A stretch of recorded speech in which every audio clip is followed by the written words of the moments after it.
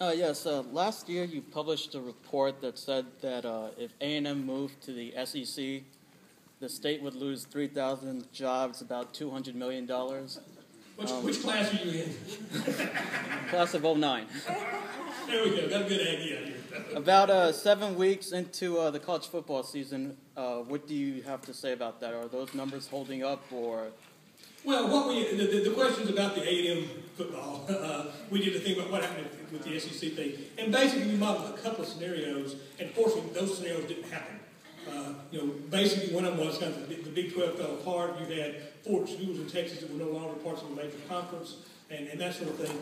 There will be a small negative impact still. There'll still be some negative impact simply because if you look at the dynamics of an A&M Tech game or an A&M UT game, that sort of thing. The dynamics of losing those rivalries, actually, although you bring in people in other states for other games, they actually don't quite wash out. So there will be a few negative impacts. But the fact that the Big 12 managed to keep itself together, bring in TCU, do a lot of things that did not seem like would be the outcome at the time, has made it a lot better than it would have been otherwise.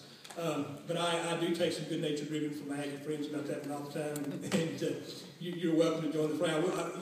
To redeem myself, and John Sharp's my best friend, so John Sharp's my best friend. Okay,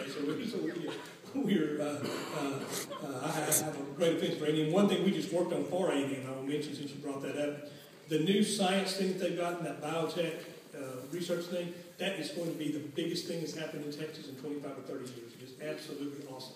And it's actually going to give Texas a chance to get a major presence in the pharmaceutical industry that we haven't had before. And they were kind enough to let me work on that despite the football thing. And it's really exciting to see that come together. But fortunately, and frankly, I give a lot of credit to Ken Starr. Ken, he and I have known each other for years, and as you might imagine, we're on the same side of some things, and the opposite side of some things over the years. But he really came in and made a huge effort to keep the Big 12 solid and together. He recognized we didn't Baylor was toast now at some minor conference. RG3 probably didn't hurt it though. He worked very hard to keep it together, keep it stable, keep some of the big schools in it, and then attract some very good schools to replace the ones that left. And I give him regular credit for minimizing a lot of the damage that could have come from that. But no, A&M's one of my favorite places, and I can tell you what they're doing right now in the biomedical field is going to be revolutionary. Respect.